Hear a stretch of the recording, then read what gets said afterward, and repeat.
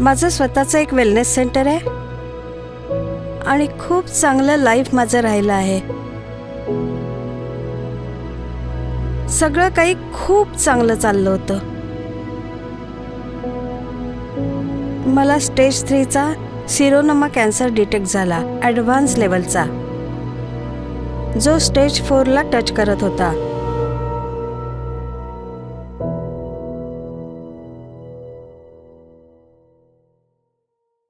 माझं नाव दीपांजली आहे आणि मी नोएडाहून आहे. माझं स्वतःचं एक वेलनेस सेंटर आहे. मी 25 वर्षापासून या फील्डमध्ये आहे आणि अचानक रात्री मला झोपेत माझा श्वास उखडू लागला आणि त्याच वेळी मी आपल्या हसबंडला म्हणाले झोपेतून उठवून की मला काही प्रॉब्लेम होत आहे. रात्री माझ्या पत्नीने मला सांगितलं मला पेन होतोय. मी 3 वाजेपर्यंत झोपले नाही. तर सकाळी जेव्हा ती उठली तर ती मला म्हणाली खूप पेन होतोय. आम्ही लोक गायनोकोलॉजिस्टकडे गेलो नेक्स्ट डे. त्यांनी मला फील करवलं की माझ्या अंडरआर्म्समध्ये कुठेतरी लिम्स नोड्स आहे. ते म्हणाले असं करा, माझे एक चांगले फ्रेंड आहेत जे खूप मोठ्या हॉस्पिटलमध्ये आहेत, आपण त्यांना जाऊन भेटा. तिथे जाऊन त्यांना भेटलो आणि त्यांनी आम्हाला रेकमेंड केलं की दीपा आपल्याला बायोप्सी करून घेण्याची आवश्यकता आहे. मग आम्ही त्यांना विचारलं की मॅम बायोप्सी का करवायची आहे, काय रिझन आहेत की आम्ही इथे आलो आहोत. तर त्या म्हणाल्या की आत्ता आम्ही काही पण सांगू शकत नाही, आत्ता तुम्ही फक्त बायोप्सी करून घ्या, त्यानंतर आम्ही स्टेप आउट करू की पुढे काय करायचंय. मग आम्ही बायोप्सी करवून घेतली. बायोप्सी करवून मॅमना रिपोर्ट दाखवला. मॅमच्या लक्षात आलं होतं बिकॉज त्यात लिम्फ नोड्स कुठे दिसत होते. मॅम म्हणाल्या यानंतर आपण जाऊन दीपा पोटाचं CT करवून घ्या. जे रिपोर्टमध्ये आलं तर समजा आमच्या पायाखालची जमीनच सरकली. त्यात मला स्टेज 3चा सिरोनोमा कॅन्सर डिटेक्ट झाला, ॲडव्हान्स लेवलचा, जो स्टेज 4ला टच करत होता. कारण की माझा मेटास्टिक कॅन्सर होता. माझी होल बॉडी त्यांनी कव्हर केली होती. आणि जेव्हा मी हे ऐकलं ना, असं समजा माझी ऐकण्याची शक्ती, आवाज बंद होता माझ्या कानात. मी फक्त एक शॉक होऊन बसलो होतो.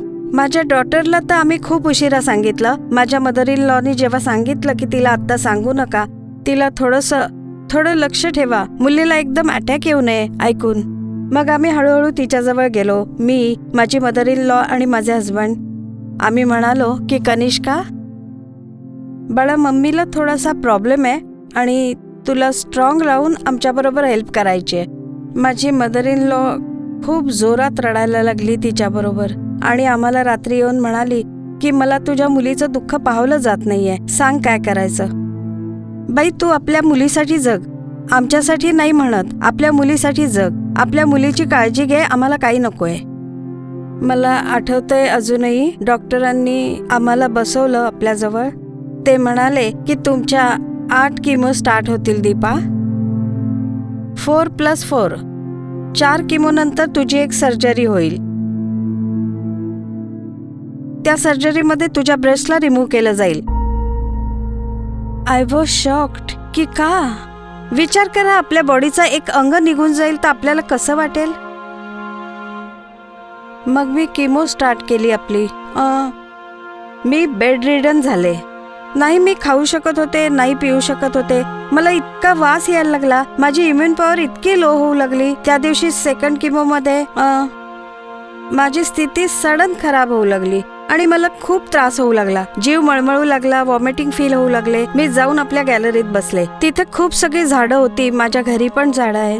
तिथे एक चेअर लावली, मी त्यावर बसले. मला काहीच चांगलं वाटत नव्हतं. माझी मदर इन लॉ सारखी विचारत होती काय झालंय, का त्रासली आहेस, सांग मला, तुझे पाय चोळून देऊ, तुझे हात चोळून देऊ. मी म्हणाले नाही, मला एकटं सोडा.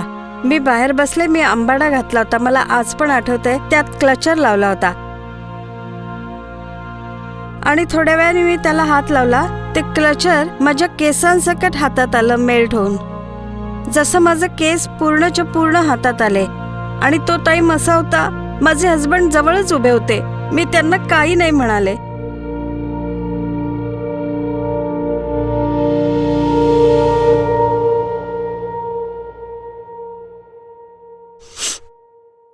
माझ्या डोळ्यात अश्रू आले. मी म्हणाले की माझे केस पण चालले गेले अमित. आणखी काय पाहायचं राहिलं जीवनामध्ये. माझ्या डॉटरला शॉकच लागला. माझी मम्मी कशी झाली. 4 किमोत माझी बॉडी अशी झाली होती की एखाद्या जिवंत प्रेताप्रमाणे. मला माहित नव्हतं की पुढे जीवनात मी चालू पण शकेन की नाही. माझ्या तोंडामध्ये मोठे मोठे घाव झाले होते. मी एक सिप पाणी पण पिऊ शकत नव्हते. खाणं तर दूरची गोष्ट आहे. 10-15 दिवस मी काही नाही खाल्लं. माझी सर्जरी केली. सर्जरी करून माझा पार्ट रिमूव्ह केला. त्यांनी आपला स्लॅब बनवला. They have made a detailed plan how to go on it and I have followed only that. हिची किमो सुरू झाली दीपांजलीची. जशी दुसरी किमो झाली हिची स्थिती बेकार, खूप वाईट होणं सुरू झालं. ही केवळ सोफ्यावर अशी झोपून राहत होती. तिला उठवावं तर तिला काही शुद्ध नसायची. आणि मला आठवते माझी 11th किमो होती आणि 11th किमोमध्ये मी अगदी बेड रिडन झाले होते. हिच्या 11 किमो झाल्या होत्या. सडनली माझ्या वाईफने मला फेसबुकवर कॅन्सर हिलर सेंटरची एक ॲडव्हर्टाइजमेंट चालताना दाखवली. जे पेशंट होते कॅन्सर पेशंट, त्यांची कशी ट्रीटमेंट होते त्यांची ते मला दाखवले की पेनलेस ट्रीटमेंट आहे. पण मी विचार केला की हे कसे पॉसिबल होऊ शकते.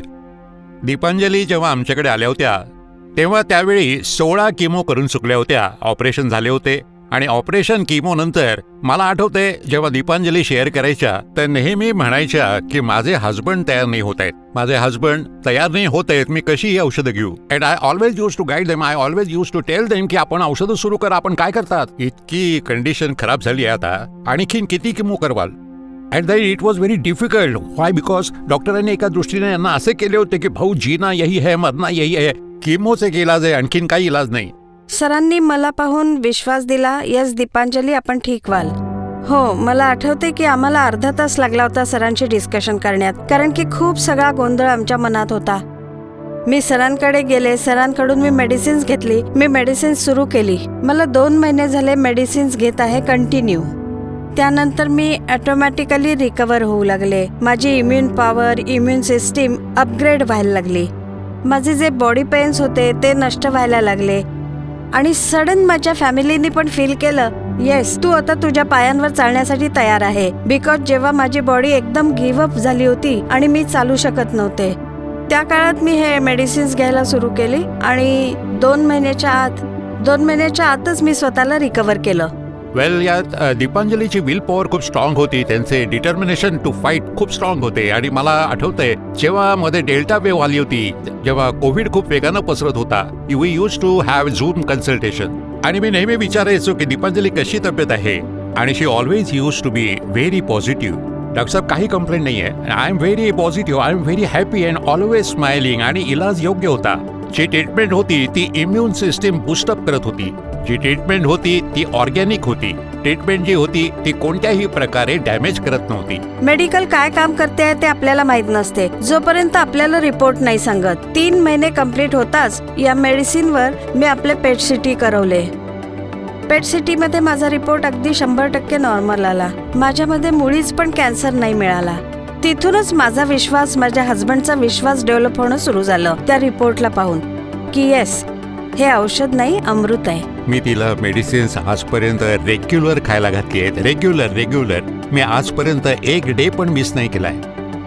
ते जे डाएट प्लॅन मी फॉलो केले आहे, जे मला सांगितले गेले होते, आज मी पाहू शकतोय. मी जेव्हा पण तिची टेस्ट करवतो तिचे रिपोर्ट नॉर्मल येतात. मी 6 महिन्यापूर्वी पण टेस्ट करवली होती, नॉर्मल होती. आता 6 महिने झाले आहेत. मी आता 2 दिवसापूर्वी चेकअप करवले, रिपोर्ट नॉर्मल आहेत. आणि हीच गोष्ट आहे जी मला आज अगदी ठीक करून इथे तुम्हा लोकांसमोर पोहोचवलंय, की ज्यामुळे माझ्यात एक ताकद आली आहे तुमच्या समोर बोलण्याची. एक तपस्या होती, एक डिटर्मिनेशन होते, डेडिकेशन होते की जे फॉलो करत होते जे त्यांच्यासाठी बेस्ट होते हेल्थमध्ये. Why? Because she was just focusing on great health, she was just focusing on great recovery and she is a living example for that. So salute to you Deepanjali and really great work. And sir salute to you, कारण की आपण नसता तर मी राहिले नसते. Winner आम्ही नाही, winner sir आपण आम्हाला बनवले. आणि जर आपण नसतं आमच्या जीवनात तर सिरियसली मी आपल्या हजबंड बरोबर आज नसते. आता मी मध्ये सरांना भेटायला गेले होते आणि सरांनी मला विचारले, दीपांजली आता आपण कसे फील करत आहात. मी त्यांच्याकडे आपल्या हस्बंडची कंप्लेंट केली होती की सर मला पाणीपुरी खायला खूप आवडते आणि माझे हस्बंड खाऊ देत नाहीत. तर मला अजूनही आठवतंय की त्यांनी 1 सेकंद नाही लावला, आपल्या असिस्टंटला बोलवले आणि म्हटले दीपांजलीसाठी पाणीपुरी अरेंज केली जावी. आणि ट्रस्ट मी, सरांनी माझ्याबरोबर बसून त्यावेळी पाणीपुरी खाल्ली. त्यावेळी इतकं छान वाटत होतं की असं वाटत होतं की मी कधी आजारी झालेच नाही.